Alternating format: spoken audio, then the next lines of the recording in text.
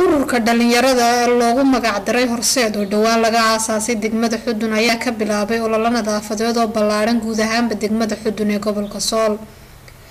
Ka hor intaan la bilaabin ololaha nadaafadda ee ururka horseed ay ka sameeyeen ururka horseed ayaa sameeyay olole wacyigelin ah oo ay ku wacyigelinayaan bulshada degmada Xudun.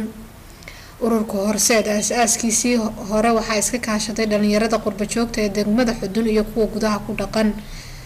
meel kasta ururka horseed waa mahadnaqaya meel kasta joogo